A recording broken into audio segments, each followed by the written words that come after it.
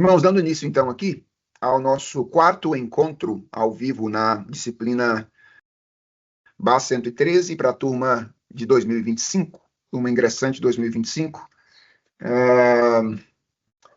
Nós estamos vindo de uma aula que é a última daquele bloco de esforço conceitual que nós temos feito inicialmente antes de adentrar o segundo bloco da nossa disciplina, que é aquele bloco de articulação da cosmovisão reformada, ou, como eu prefiro dizer, da cosmovisão cristã, tal qual articulada pela tradição reformada, visto que os elementos-chave da cosmovisão com os quais nós vamos trabalhar, que são criação, queda e redenção, não são elementos exclusivos da tradição reformada, mas são elementos que a tradição reformada compartilha com outras tradições protestantes e, num certo sentido, compartilha até com a cristandade de um modo geral, não é?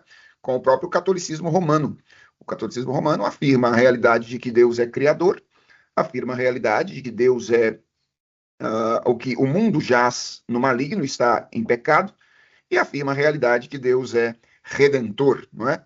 As nossas distinções e diferenças estão relacionadas à articulação que nós fazemos desses polos da cosmovisão cristã, e se, essa é a grande questão-chave, não é? E os calvinistas entendem, em geral, que não, se a articulação que a tradição católico-romana faz dessas coisas ainda pode ser considerada uma articulação cristã ortodoxa, né? Então, essa é a nossa questão fundamental. Mas os polos gerais da cosmovisão cristã são compartilhados pela cristandade de maneira específica. Na semana passada, nós procuramos fazer um exercício de definição, no qual nós pegamos a definição que o James Sire apresenta em O Universo ao Lado, definição de cosmovisão, lembrando que ela é bem antiga, ela é de 1976. Destacamos ali, analiticamente, algumas características dessa definição, e depois nós comparamos essa definição com a definição mais recente de 2006, que não está em Universo ao Lado, quer dizer, foi colocada depois nas edições posteriores de Universo ao Lado, mas ela é originalmente da obra Dando Nome ao Elefante, que foi escrita exatamente com esta finalidade. E aí nós procuramos, então, completar a nossa análise da definição do James Sire, elencando outros aspectos fundamentais. Então, eu vou diretamente aqui para essa segunda definição, que é a definição do Naming the Elephant, quando o Sire diz que uma cosmovisão é um compromisso, uma orientação fundamental do coração, que pode ser expresso como uma narrativa ou como um conjunto de pressuposições, suposições que podem ser verdadeiras, parcialmente verdadeiras ou inteiramente falsas, que nós sustentamos consciente ou subconscientemente, consistente ou inconsistentemente, sobre a constituição básica da realidade e que fornece o fundamento sobre o qual nós vivemos, nos movemos e existimos. Então, esta foi a definição final com a qual nós saímos na última semana, que é a definição mais recente. E nós vimos aí uma diversidade de aspectos dessa definição. Vimos que cosmovisão é algo que todo ser humano possui, é algo que diz respeito à estrutura da nossa humanidade. Vimos que cosmovisão não tem a ver com tudo o que a gente crê, mas com as nossas crenças básicas ou as nossas crenças fundamentais, aquelas que, se forem alteradas, se forem modificadas, geram impacto ou causam impacto em todo o nosso edifício de crenças. Nós vimos que a cosmovisão possui um papel hermenêutico, ou seja, ela determina a maneira como nós interpretamos a realidade ao nosso redor. Isso ainda no que diz respeito à primeira definição do Sire, que é basicamente o que está de preto aqui nessa definição que eu estou apresentando agora para vocês. E nós vimos como... Sim. Por favor, desculpa interrompê-lo. Não está aparecendo para a gente a apresentação. Não? Não. Está com algum problema aí? Tá sim, meu irmão. Eu tô vendo aqui. Uai, tem alguns que estão falando tá que... também. Não, desculpa. Alguns não para mim também não está aparecendo. Para mim também não. Já tentei sair várias vezes, voltar e não funciona. Mas aqui talvez... também não. Mas não é Aqui por no causa meu, aqui no meu ela apresenta, só que daí eu consigo mudar as páginas aqui, ó. Consigo ir mudando. Aí eu só não sei qual que tá que o senhor tá falando agora. É só Ah, é. sincronizar com a do apresentador. Tem uma mensagem aí embaixo que você pode sincronizar com a do professor. Oi. Boa, boa, isso aí. Isso. Mas Para onde quem... acessa essa opção? Tá nítido aqui. Aqui eu estou conseguindo ver e acompanhar com o professor. No mesmo lugar que você pode mudar, você tem ali o número dos slides. Ao lado da setinha, você tem sincronizar com a apresentação do apresentador. Isso. E me parece que tem uma opção aí também, irmãos, que é foco no conteúdo, certo? Se você focar no conteúdo, aí os meus slides vão aparecer de alguma maneira aí para você, certo?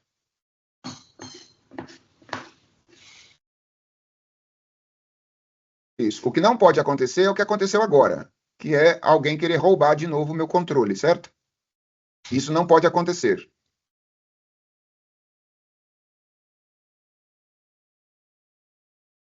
Ok, então, deixa eu continuar aqui, irmãos. Então, eu estava descrevendo aqui a análise que fizemos na semana passada desta definição do James Sire dada em 2006. Eu já tinha mencionado 3 aspectos que nós elencamos na semana passada, e agora aqui vão os outros aspectos que elencamos a partir dos acréscimos que o James Sire fez, que são esses itens que estão em vermelho aí, tanto no começo quanto no final dessa definição. Então, nós vimos que o Sire percebeu, a partir de 2006, que cosmovisão não era apenas um conjunto de conceitos, mas tinha uma natureza ontológica. É por isso que ele descreve cosmovisão nessa segunda definição como um compromisso e não como apenas um conjunto de pressuposições. Nós vimos que ele acentua ou aponta a natureza religiosa de uma cosmovisão, quando ele diz que a cosmovisão é uma orientação fundamental do coração, não apenas da mente, mas do coração, que na tradição cristã é o centro existencial da vida humana. Nós vimos que Sire acrescenta a possibilidade da articulação narrativa.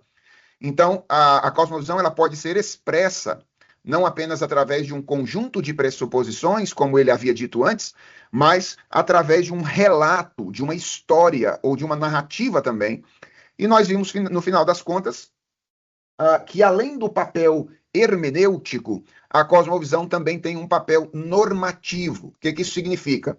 Ela não determina apenas a interpretação que nós fazemos dos fatos da realidade, mas ela determina também as nossas ações e reações no mundo real, não é?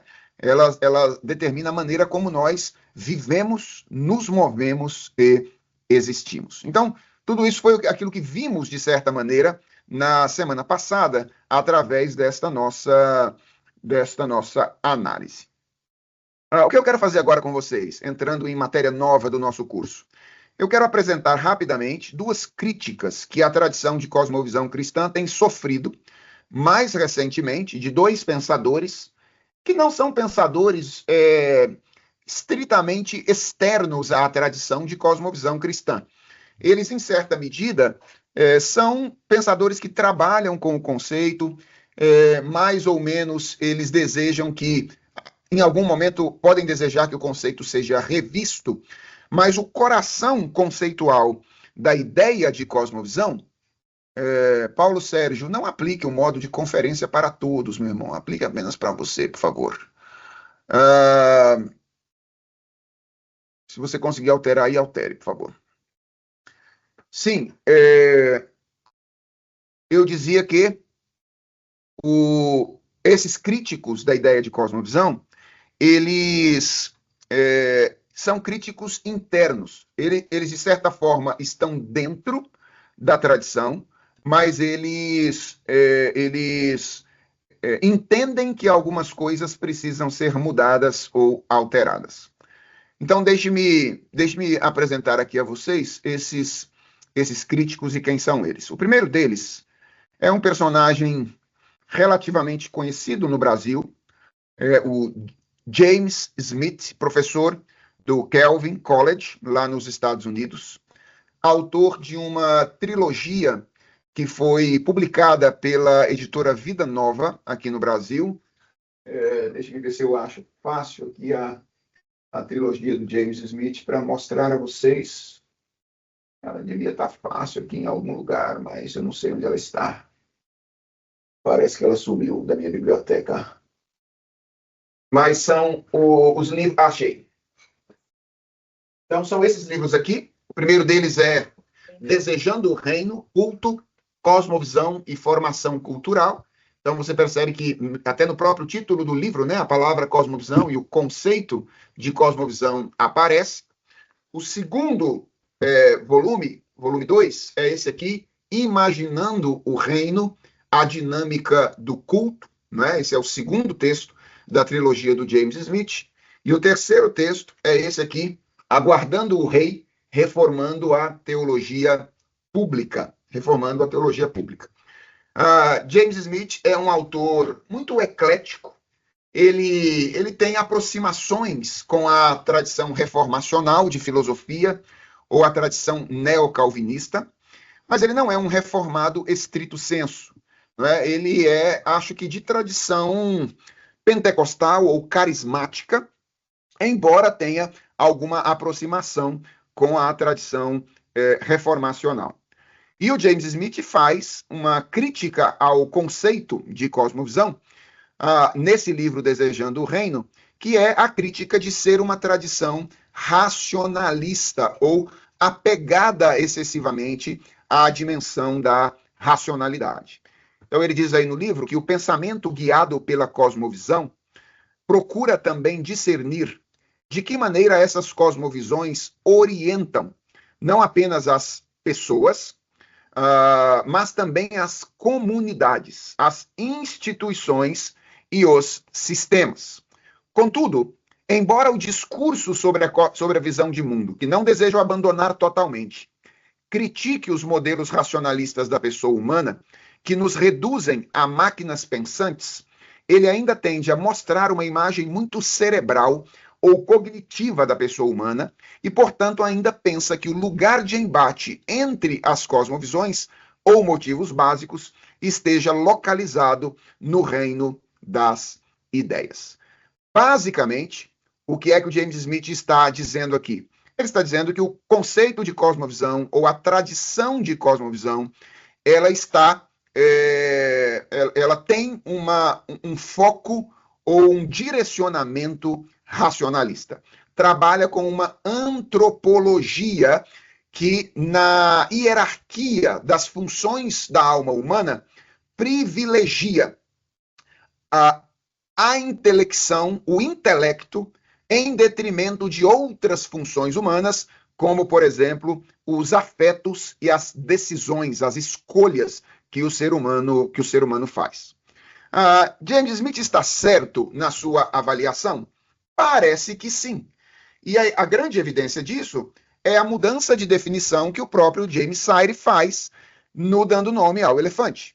Ou seja, quando o Sire escreve em 2006 um livro inteiro com a finalidade de revisar o seu conceito de cosmovisão, em certo sentido, o que ele está fazendo é reconhecer isto que o James Sire, de certa maneira, afirma na crítica que ele faz à tradição, né, de cosmovisão cristã.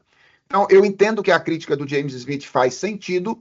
A tradição de cosmovisão cristã corre um risco de aderir a uma antropologia racionalista. Esse é um risco dessa tradição.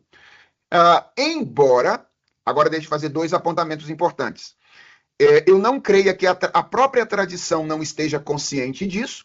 Eu acho que a tradição já está consciente disso e tem se esforçado para não permitir que a sua antropologia se submeta àquilo que seria uma antropologia moderna. Então, isso já está presente na tradição. E, em segundo lugar, eu não creio também que a proposta feita pelo James Smith em sua visão de formação cristã desenhada nesta trilogia seja uma resposta satisfatória.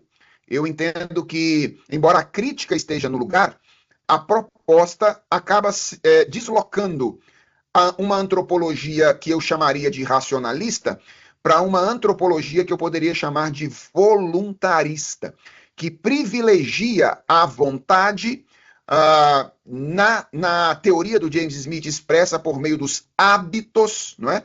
Dos hábitos em detrimento de outras funções humanas.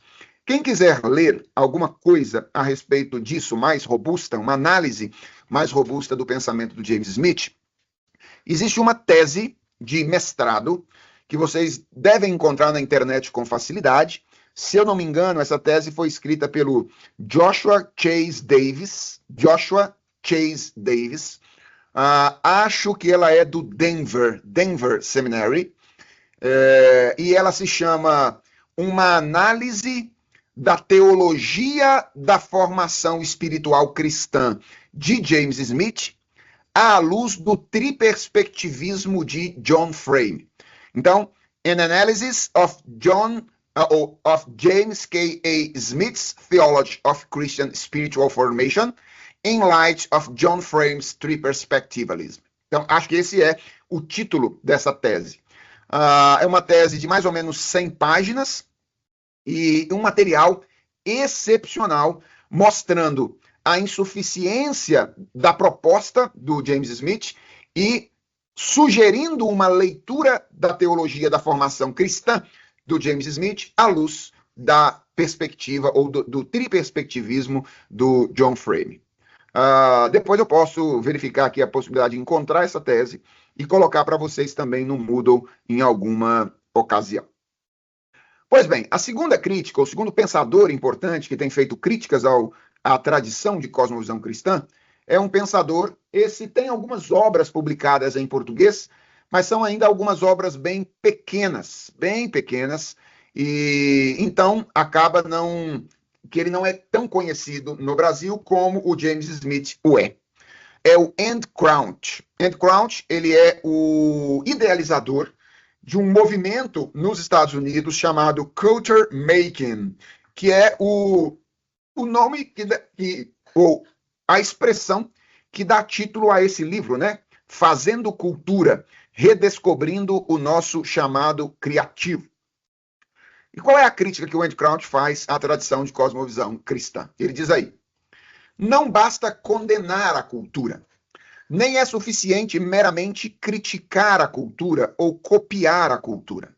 Na maioria das vezes, apenas consumimos cultura. Mas a única maneira de mudar a cultura é criando cultura.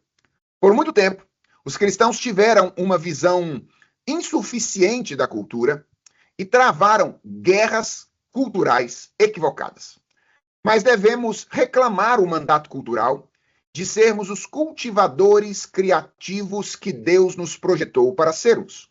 Cultura é o que fazemos do mundo, tanto ao criar artefatos culturais, quanto ao dar sentido ao mundo ao nosso redor.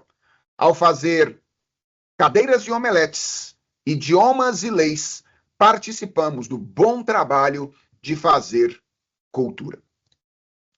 Vejam só, irmãos, a crítica do Andy Crouch à tradição de cosmovisão cristã é a crítica de que a tradição de cosmovisão cristã tende a falar muito a respeito da cultura e se colocar em uma posição crítica em relação à cultura. Crítica aqui, quando eu uso a expressão crítica, eu não estou me referindo necessariamente a um posicionamento negativo, mas eu estou me referindo especialmente a uma postura de avaliação, uma postura avaliativa. Enquanto, na verdade, uma postura de avaliação é insuficiente para o cumprimento do chamado cristão.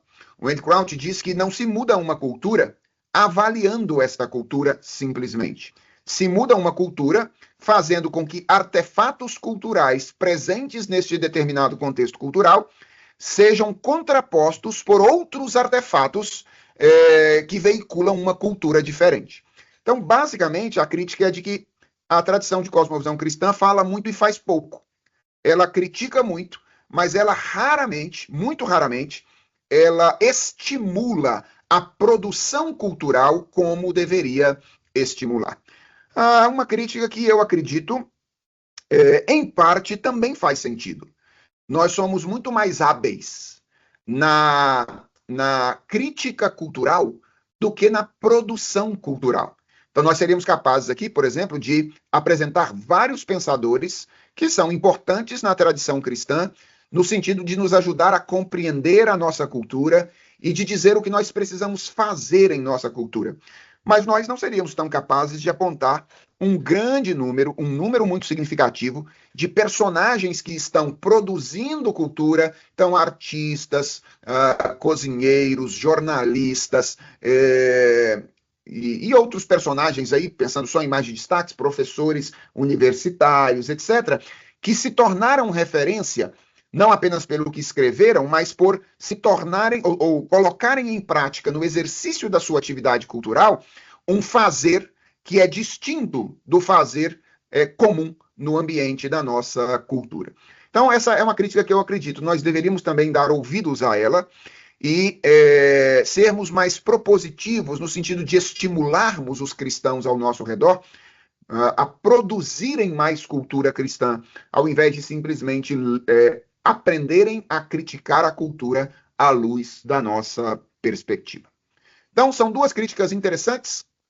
Eu recomendo que vocês, eventualmente, deem uma olhada nos textos desses autores, não é? Com os devidos cuidados, obviamente, a fim de se apropriarem de maneira mais direta e intensa da crítica que eles estão levantando. Feito isso, deixe-me, então, encerrar a aula da semana passada apenas trazendo para vocês novas definições de outros pensadores que podem ampliar, aprofundar a nossa definição de cosmovisão até aqui. Então, a gente trabalhou com a definição do Sayre, certo? Eu quero trazer outras definições que eu considero que são ricas e importantes e que possam, de alguma maneira, nos fazer aprofundar a nossa definição.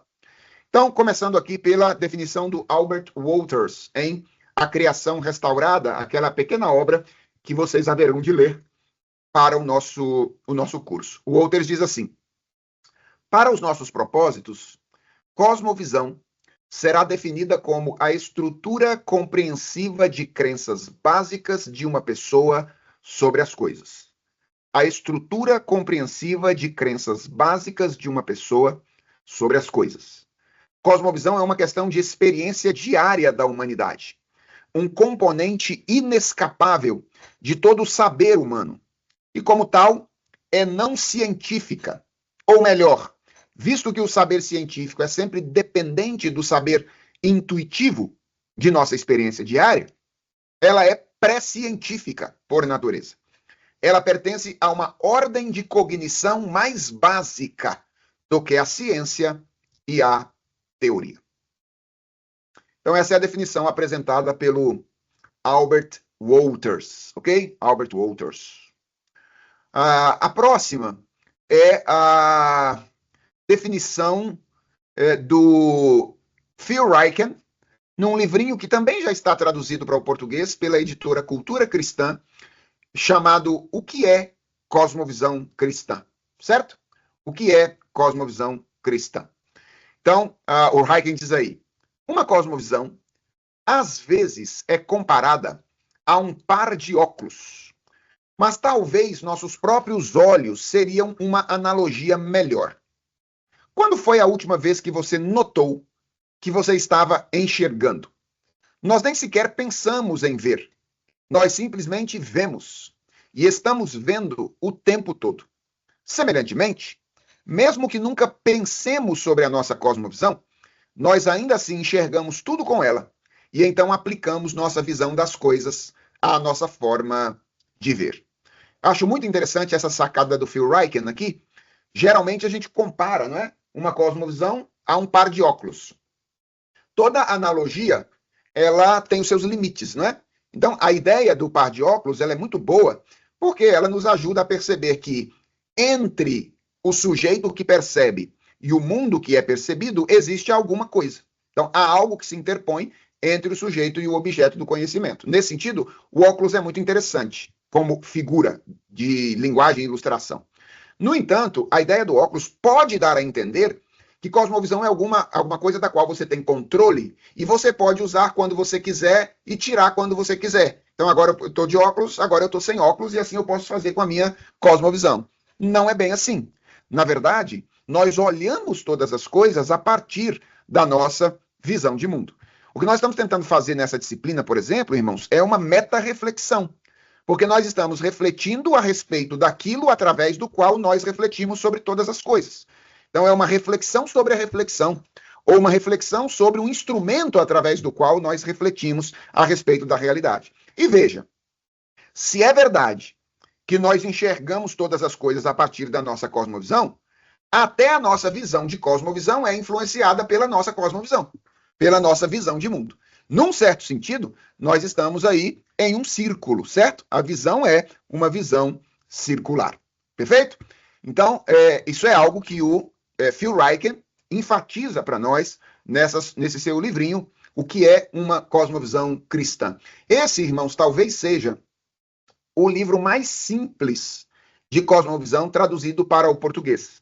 Então, quando vocês forem eventualmente recomendar alguma coisa para membros da igreja, por exemplo, esse é um livro que poderia ser com muita tranquilidade, com muita facilidade lido por qualquer membro de nossas igrejas. Aqui está a definição do James Altius, no seu texto sobre cosmovisões. Ele diz assim: uma cosmovisão ou visão de vida é uma estrutura ou conjunto de crenças fundamentais através do qual nós vemos o mundo e nossa vocação e futuro nele. Esta visão não necessita ser totalmente articulada. Ela pode ser tão internalizada a ponto de permanecer consideravelmente inquestionada. Ela pode não ser explicitamente desenvolvida numa concepção sistemática de vida. Ela pode não ser teoricamente aprofundada em uma filosofia. Ela pode até mesmo não ser codificada em uma forma credal.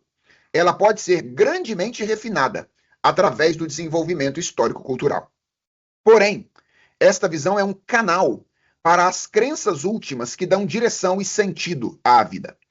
Ela é a estrutura integradora e interpretativa pela qual a ordem e a desordem são avaliadas. Ela é o padrão pelo qual a realidade é vivida e buscada. Ela é o conjunto de dobradiças sobre as quais todo o nosso fazer e pensar diários viram. Gosto muito dessa definição do Altius também. E duas coisas me chamam a atenção nela. Primeiro, os diferentes níveis de pensamento que ele hierarquiza ali no meio da sua definição, colocando, por exemplo, ali como o primeiro grande código de uma cosmovisão, a primeira grande expressão codificada de uma cosmovisão, o credo, né? Então, se você quiser ter uma boa expressão do que seria uma cosmovisão cristã, leia o credo apostólico, leia os credos cristãos antigos. Ali a gente tem uma expressão bem imediata do que seria a cosmovisão cristã. Aí você diz assim, mas professor, eu sempre achei que cosmovisão tinha diretamente a ver com cultura, apologética, etc. Tem, mas em termos de aplicação. Lembra que eu disse a vocês lá no começo da disciplina que a maioria dos cursos que a gente faz de cosmovisão são, na verdade, cursos de cristianismo e cultura? Por quê? Porque eles estão aplicando crenças cristãs à realidade cultural. Isso, na verdade, é uma aplicação possível. A cosmovisão é algo que antecede esta aplicação e você precisa se movimentar para fazer essa aplicação a todas as dimensões da existência, não apenas a cultural, mas a vida familiar, a vida eclesiástica e assim sucessivamente. Então, acho interessante essa hierarquização, né, que ele faz ali em uma codificação imediata através de um credo, uma concepção sistemática de vida aprofundada em uma filosofia. Então veja a ordem das coisas aí, né? Uma cosmovisão que gera um credo, que por sua vez gera uma concepção sistemática de vida, que por sua vez é aprofundada em uma filosofia. E uma outra coisa que eu gosto muito dessa definição é essa imagem final que o Altius usa, que é a imagem do conjunto de dobradiças sobre as quais todo o nosso fazer e pensar diários viram. Então essa imagem eu acho muito bonita, né? Você pensar aí em uma realidade mecânica, né? E comparando a vida a uma realidade mecânica cheia de dobradiças, e aí ele dizendo, olha, na medida em que a vida vai funcionando, né, as portas vão se abrindo, se fechando, as janelas também, o que a gente vê é a nossa cosmovisão em funcionamento, nas nossas ações e reações ao longo da nossa existência diária. A próxima aqui, irmãos, é a definição do Brian Walsh e do Richard Middleton em A Visão Transformadora. A Visão Transformadora. eles dizem assim: uma cosmovisão nunca é meramente uma visão da vida. É sempre uma visão também para a vida. Uma cosmovisão, então, proporciona um modelo de mundo que direciona seus adeptos no mundo. Ela estipula como o mundo deve ser e assim nos adverte a respeito do modo como seus partidários devem se conduzir no mundo. Embora a palavra não esteja presente aqui, a imagem que o Brian Walsh e o Richard Middleton estão usando, essa obra também está traduzida para o português, ela se chama A Visão Transformadora. Essa obra aqui, ó, publicada também pela editora Cultura Cristã, A Visão Transformadora. Eu confesso a vocês que essa talvez seja a obra de cosmovisão com a qual eu tenho um pouquinho mais de dificuldade em termos das suas aplicações, mas é uma obra certamente muito reconhecida. E a imagem que eles estão usando aqui é a imagem de um mapa, né? Então, veja, uma cosmovisão proporciona um modelo de mundo que direciona os seus adeptos no mundo. Isto é um mapa, né? O mapa do mundo que vai determinar a maneira como você vai atuar nesse mundo no qual você vive. Então, acho essa imagem também uma imagem muito significativa. E a última definição que eu vou mencionar para vocês é dessa introdução à cosmovisão cristã. Ela também está publicada em português já pela editora Vida Nova. É essa aqui, Introdução à Cosmovisão do Cristã, vivendo na intersecção entre a visão bíblica e a contemporânea, do Michael Gorin, um estudioso do campo da missiologia, e o Craig Bartholomew, um filósofo neocalvinista. Então, o Gorin já esteve no Brasil algumas vezes, especialmente em conferências da Vida Nova, também no CTPI. Ele caminha bastante junto do CTPI no Brasil. Esteve recentemente, acho que há uns 2 anos atrás, ele esteve no Brasil. E ele e o Bartholomew escreveram este livro, que também é um livro bastante interessante, tem boas aplicações para o campo cultural. E eles dizem aí: cosmovisão é uma enunciação das crenças básicas embutidas em uma grande narrativa compartilhada, as quais estão arraigadas em um compromisso de fé e dão forma e sentido à totalidade de nossa vida individual e coletiva. Olha que interessante. Aqui eles já definem cosmovisão como a própria enunciação das crenças básicas. Então, na verdade, o que importa são as crenças. A cosmovisão é uma maneira de se expressar ou enunciar essas crenças, que não são crenças isoladas e soltas, mas crenças que estão configuradas, né, amarradas como uma grande narrativa compartilhada, que estão ou são dependentes de um compromisso final de fé, um compromisso religioso, né, a natureza religiosa da cosmovisão, e que dão forma e sentido à totalidade de nossa vida individual e coletiva. Então, emolduram, né, a maneira como nossa vida no mundo, tanto individual quanto coletiva, são vistas. Pois bem, irmãos, então com isso a gente encerra a aula da semana passada, não é?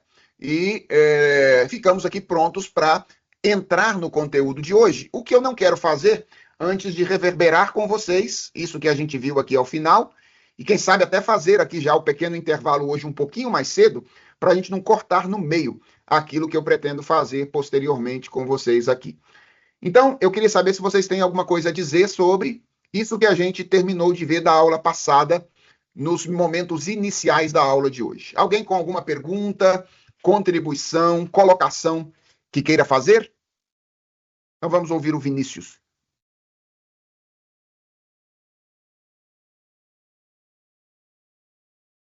Vinícius, eu não estou conseguindo te ouvir, cara. Você abriu o seu microfone?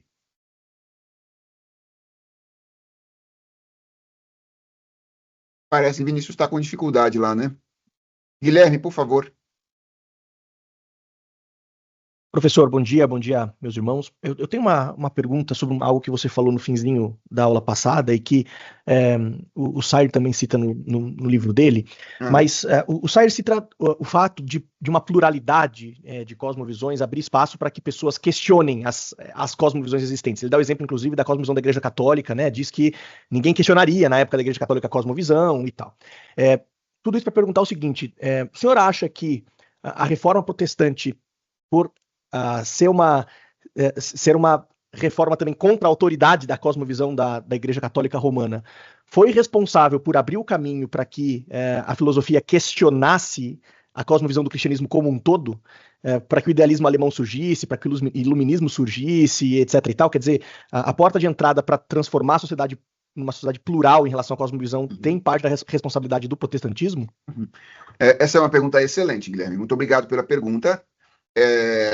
Eu diria o seguinte, eu acho que é ir longe demais responsabilizar a reforma pelo secularismo moderno contemporâneo. Eu acho que é ir longe demais.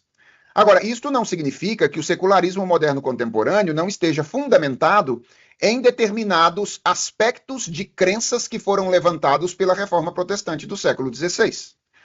Então, por exemplo, é inegável que a reforma protestante do século XVI, ela tinha uma visão da sociedade que era diferente da visão católico-romana e que abria espaço para o desenvolvimento livre de diversas esferas da vida social.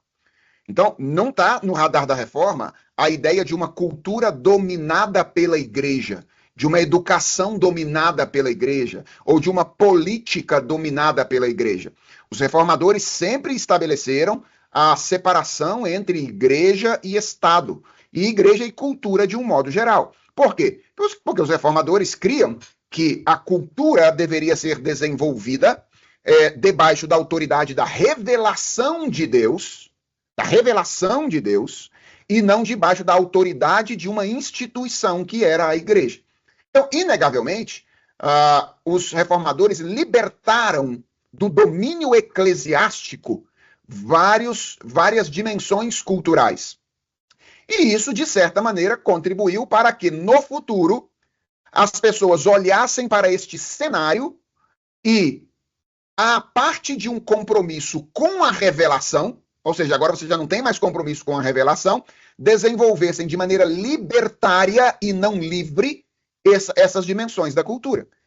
Então, existe algum aspecto de, eu diria, eu não quero usar a palavra dependência, mas alguma relação entre o que a reforma fez e o que se tornou a modernidade e a pós-modernidade? É óbvio que sim. A modernidade e a pós-modernidade, ela é dependente de determinadas verdades que foram estabelecidas na reforma protestante do século XVI. Agora, é o desenvolvimento natural dessas verdades? Óbvio que não. Não é o desenvolvimento natural dessas verdades. É a distorção dessas verdades. Percebe? Então, por isso que eu não gosto de usar a palavra responsável. Porque o responsável parece que é só um desenvolvimento, um desdobramento natural. Não é um desdobramento natural. É o espírito da apostasia se valendo de algo verdadeiro que a reforma estabeleceu, mas distorcendo os rumos dados pela reforma protestante do século XVI. Então, mais um exemplo. A reforma protestante deu ao indivíduo um lugar hermenêutico na interpretação das escrituras que a Igreja Católica não dava. Quando ela botou a mão na Bíblia, a Bíblia na mão de todo o povo e disse, olha, você é um leitor da Escritura, você é um intérprete da Escritura, você pode fazer essa interpretação. Não é verdade que a reforma defendia a livre interpretação da Escritura. Ela defendia o livre exame da Escritura. São coisas diferentes. Livre exame é diferente de livre interpretação. A interpretação da Escritura continua sendo, de certa forma, dirigida na reforma protestante por autoridades tradicionais. Só que essas autoridades tradicionais não são uma pessoa ou uma instituição em si. São documentos confessionais que são criados ao longo da história e que servem de baliza para a interpretação da Escritura Sagrada.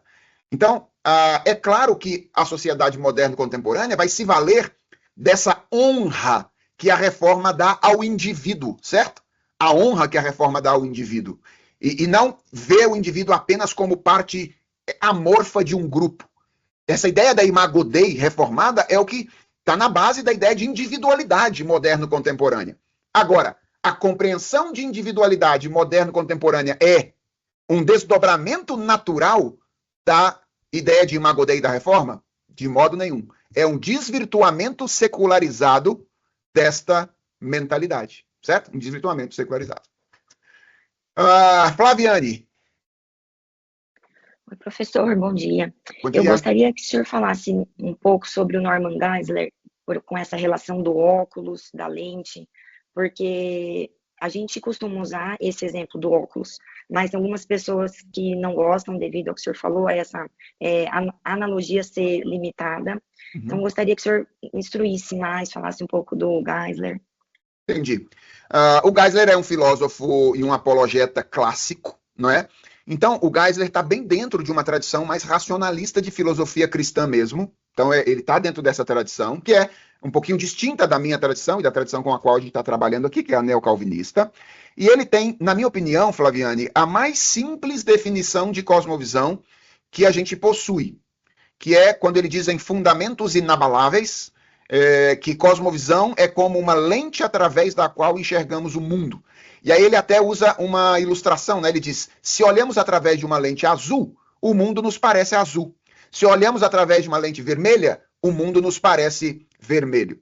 É mais ou menos como aquelas crianças ou adolescentes que gostam de brincar colocando papel celofane na frente dos olhos para olhar para as coisas e ver como as coisas ganham a cor do papel, né?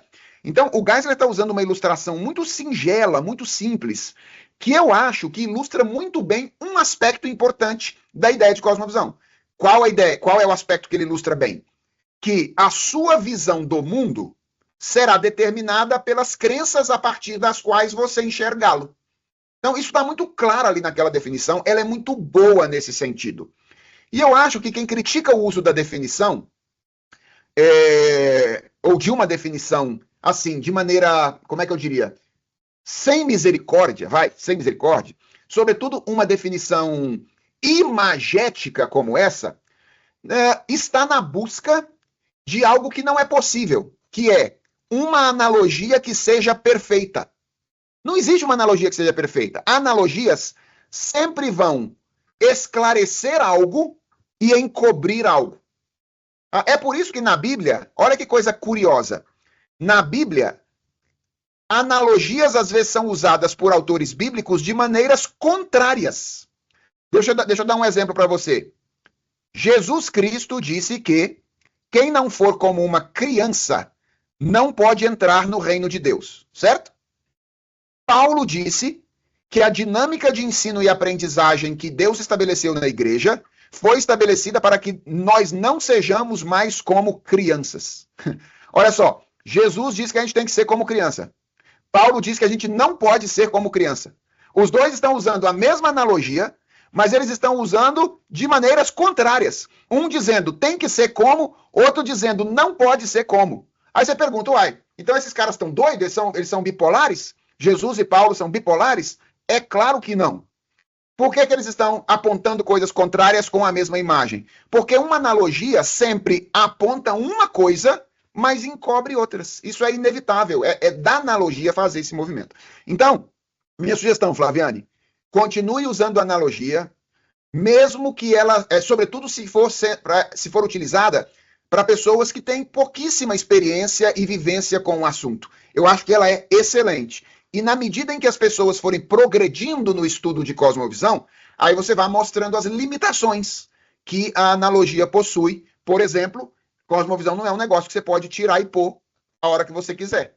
Ela é algo que já está presente a todo momento em que você está enxergando a realidade. Tá bom? Mais alguém, irmãos, gostaria de dizer alguma coisa? Será que Vinícius conseguiria agora aí novamente tentar? Meu microfone funciona agora, professor? Agora sim, Vinícius, estou te ouvindo agora. Perfeito. Naquela definição, então, do Gorin e do Bartolomeu, tratando a cosmovisão como enunciação, eles não pensam em cosmovisão como algo pré-teórico, então. Seria Perfeito. Algo mais a partir da teoria, né? Perfeito. Parece que para eles a cosmovisão já é uma expressão teórica. Né? Isso não significa que eles não acreditem que o ser humano seja governado por algo que transcende a teoria. Tá lá, é o conjunto de crenças, não é isso? Só que eles não vão chamar isso, esse conjunto de crenças que está lá, de uma cosmovisão. O que eles vão chamar de cosmovisão já é a expressão desse conjunto de crenças. Ok? Mais alguém, irmãos, gostaria de levantar alguma questão específica? Lucas? Bom dia, professor. Bom dia. Eu só queria tirar uma dúvida, aproveitando que o irmão Vinícius tocou no assunto do pré-teórico. Sim. O James Sire, no livro dele, ele, concluindo o capítulo 4, falando sobre isso, ele fala que conclui essa reflexão sobre o pré-teórico, pressuposicional e intuitivo, assim observando que todos esses três são característicos das cosmovisões. Uhum. Eu só não entendi a diferença assim, entre o pré-teórico e o pré-posicional. Ficou meio confuso ainda na minha mente essa distinção entre os dois. Tá, eu vou tentar aqui rapidamente dizer o que eu penso que o Sire está dizendo lá. Quando ele fala de pressuposicional, ele está querendo dizer que a cosmovisão ela é composta de crenças que antecedem a nossa interpretação da realidade. É basicamente isso. Então, quando eu falo da minha cosmovisão, é alguma coisa que vem antes dos juízos que eu faço a respeito da realidade. Então, quando eu digo casamento é bom, certo? Por que eu estou dizendo que casamento é bom? Existem determinadas crenças prévias que não estão declaradas, não estão ditas nessa frase, mas que sustentam essa minha afirmação de que casamento é bom. Então, nesse sentido que cosmovisão é pressuposicional. Agora, em que sentido uma cosmovisão é pré-teórica? No sentido de que essas crenças elas não aparecem isoladamente, mas elas aparecem num conjunto, de modo que os meus juízos eles são intuitivamente feitos a partir dessas crenças que estão interligadas. Então, pré-teórico é interligação. Pressuposicional é antecedência, certo? Antecedência. Acho que é o que o Sire está querendo dizer ali. Por isso que ele diz que as duas coisas estão presentes numa cosmovisão. Esclareceu? Eu poderia talvez dizer que pré-teórico seria, então, algo que vem antes da razão, da minha... igual você falou, desses juízos, e o pré-posicional é algo que eu consigo racionalizar sobre, mas eu já estou usando a razão e pensando sobre aquilo. Muda, esquece os termos. Você está preso aos termos. Por que você está entendendo que pré-teórico é que vem antes da razão? Porque você está trabalhando com a semântica da palavra. Certo? Esquece a semântica da palavra. Faz de conta que você está aprendendo uma palavra nova agora, certo?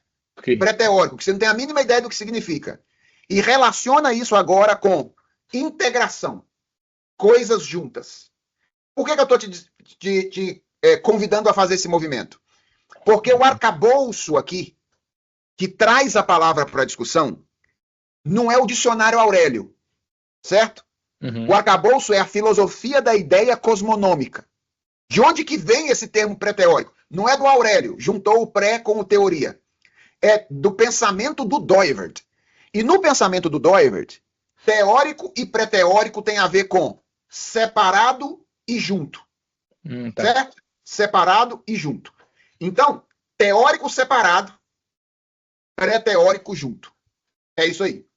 Então, esquece a semântica. Ok. Tá Beleza? Tá bom. Obrigado. Antônio. Tá me ouvindo, professor? Estou te ouvindo, cara. Então, professor, esse conhecimento pré-teórico, esse conhecimento pressuposicional, de onde nós adquirimos ele? Essa é uma boa pergunta. Essa é uma discussão importante de teoria de cosmovisão.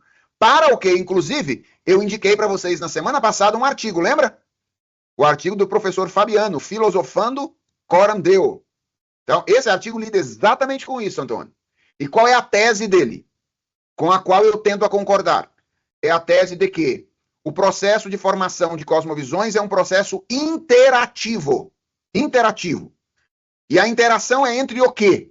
A interação é entre condições religiosas e psíquicas que um sujeito já possui quando vem à existência e as vivências pedagógicas que uma pessoa experimenta ao longo da sua vida. Lembrando que vivências pedagógicas não são apenas as a sujeição sua e minha à escola formal, certo? É a nossa sujeição às relações educativas que nós temos com os outros e com o mundo desde o momento em que nós nascemos. Então, como é que uma cosmovisão se forma? Uma cosmovisão se forma por meio da interação entre condições prévias que o indivíduo já traz consigo de natureza religiosa e psíquica e as vivências sociais e pedagógicas que ela estabelece ao longo da sua vida. Isso forma a visão de mundo de alguém que, repito mais uma vez, não é fixa, é móvel. Então, veja, nesse momento agora, nós estamos tendo uma interação institucional entre um professor, um aluno, um conjunto de alunos, uma turma. Então, essa interação, ela vai ter impacto sobre a minha visão de mundo e a visão de mundo de vocês. Ela vai confirmar determinadas crenças, ela vai abalar determinadas crenças, ela vai relacionar determinadas crenças. E qual é a minha expectativa? É que o dia que terminar essa disciplina, no final de junho, vocês que entraram aqui lá no dia 6 de maio, já não sejam mais as mesmas pessoas. Vocês já não estejam mais vendo o mundo exatamente da mesma maneira como vocês viam antes. Que vocês já estejam vendo o mundo de uma maneira distinta ou de uma maneira diferente. Agora, o tipo de mudança que poderá haver é algo que a gente não tem controle, certo? Porque a gente pode ter desde uma confirmação absoluta, ou seja, eu cheguei nessa disciplina com uma cosmovisão cristã bem delineada e eu saio daqui confirmando a minha cosmovisão, até uma conversão, hein? Pode ter até uma conversão aqui. Pode ter alguém que tenha chegado aqui dizendo assim, eu acho que eu sou um cristão. Aí depois articula a cosmovisão cristã e fala, rapaz, será que eu sou um cristão mesmo? Eu acho que eu devia pensar nisso com mais calma. Ou então alguém que diz, rapaz, eu era um cristão muito mequetrefe, viu? Eu tenho tido essa experiência ao longo da minha vida, estudando coisas, né? Falo, cara, como é que eu não tinha percebido isso aqui antes? Isso deveria estar integrado à minha maneira de viver há muito mais tempo, e só agora eu percebi esse negócio e tal. Então são processos contínuos de conversão que vão acontecendo conosco ao longo da nossa vida. Óbvio, estou usando aqui a palavra conversão no seu sentido semântico e não no seu sentido teológico, embora uma conversão teológica, se alguém estiver ainda perdido, pode acontecer nessa disciplina. Nós vamos falar de Jesus, que perdoa pecados e que redime os pecadores. Então, se alguém se encontrar com Jesus nessa disciplina, eu vou dar um glória a Deus, tá bom? Mais alguém, irmãos, gostaria de levantar alguma questão? Parece que não, né? Então, irmãos, vamos fazer um intervalo agora e nós voltamos em 20 minutos, 10h35, para adentrar no material da aula nova e começar a nossa articulação da cosmovisão reformada, tá bom? 20 minutos, nós estamos aí de volta. Na verdade, 10h40, porque já são 10h17 aqui, 10h40 nós retomamos a aula. Nos vemos.